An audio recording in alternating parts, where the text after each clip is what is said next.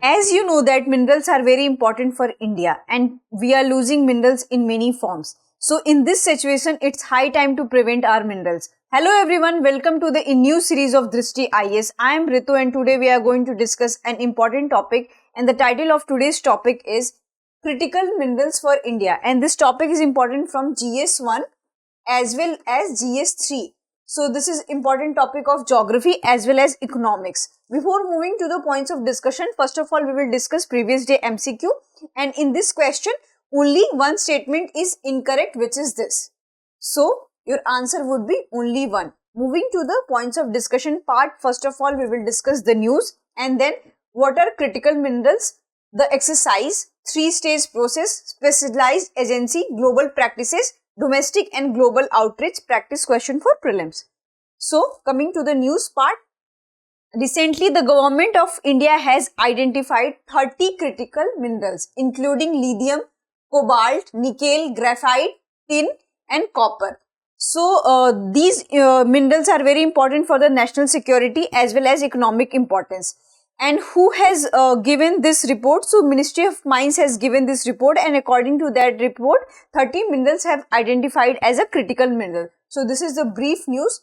Moving to the next slide, which is what are critical minerals. So there are so many definitions for critical minerals and it can vary from country to country, because in few countries there are few minerals which are very crucial and in other countries there are other minerals which are important for that country. So it depends upon the requirements and needs of the country.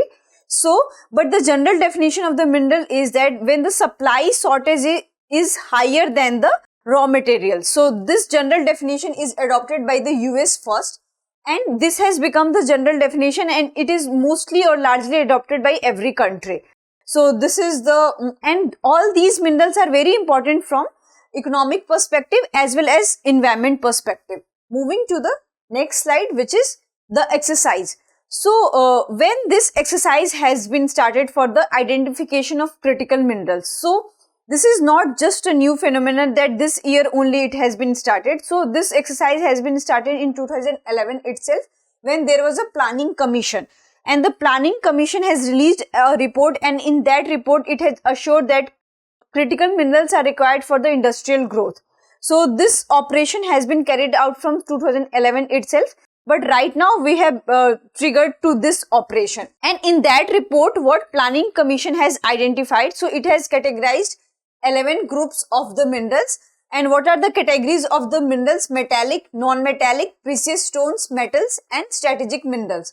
So they are the minerals which has been categorized. So this thing has been started from 2011 itself. Moving to the next slide, which is three-stage process. Because recently we have already studied that the Ministry of Mines has identified 30 critical minerals. So what are the stages and what are the process of identification of these minerals? So there are three stages in India, and in other country there are different kind of stages, but in India it's three stages. So the first stage is that the India will look for the other countries' strategies, just like Australia, USA, Canada, UK and Japan, that which kind of strategies they have adopted for the critical minerals. On the other hand, the second stage is interministerial consultation, in which the Ministry of Mines will consult to the other ministries and they will ask for the recommendation, suggestion and question related to the identification of the critical minerals. And the third stage is that India will develop a formula, empirical formula, and through that formula it will identify that which kind of the minerals are identified as the critical minerals. Such as in European Union there are two formula, and in that formula economic importance and supply risk has been given the priority. So this is the stage India will follow, and it has followed in the recent conducted report. Moving to the specialized agency. So there is always a question that these kind of operations and these kind of projects have been carried by the Ministry of Mines, but there should be a specialized agency for this, because Australia and other countries have a specialized agency for this. So in that report there are few recommendations, and due to that recommendation the committee has called for the establishment of National Institute of Center for Excellence on Critical Minerals, and it will be on the lines of Australia CSIRO, and there will be also a wing will be developed under the Ministry of Mines, and that will look for the identification of critical minerals and their status. So this is the specialized agency which are required for India. Moving to the next slide, which is global practice.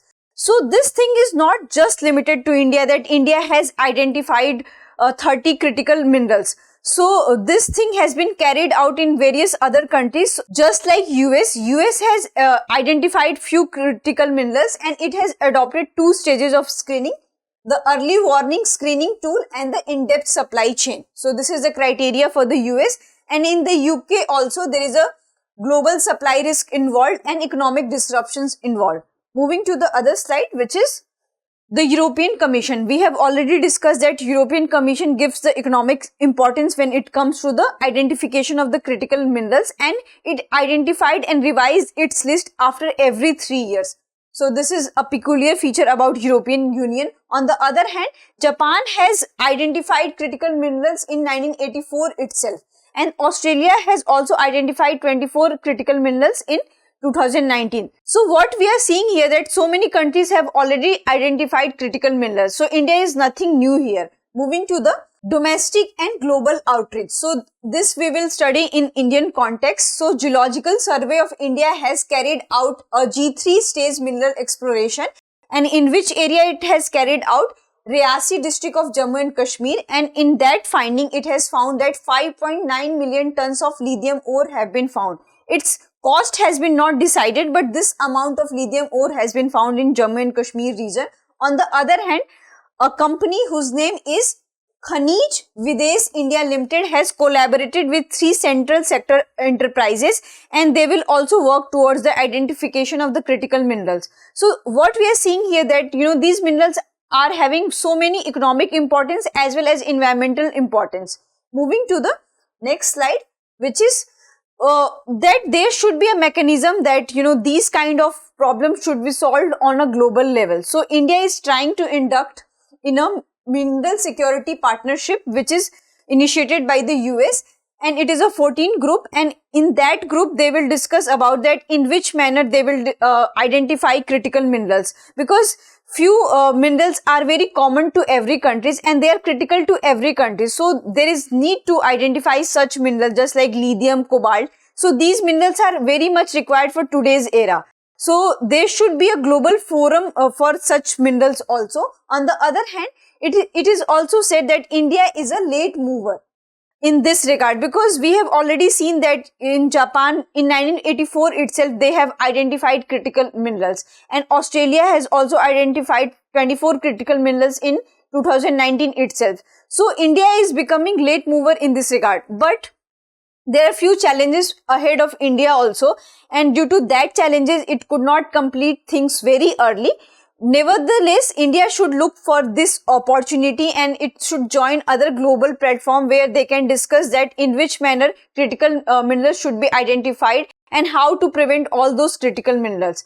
And why India is working towards this direction now? Because India is trying to move to the battery technology, and so many petroleum and diesel based vehicle will be converted to the electrical vehicles. So for that it needs lithium, cobalt kind of minerals. So for that it requires such strategy to develop and to identify who are the critical minerals.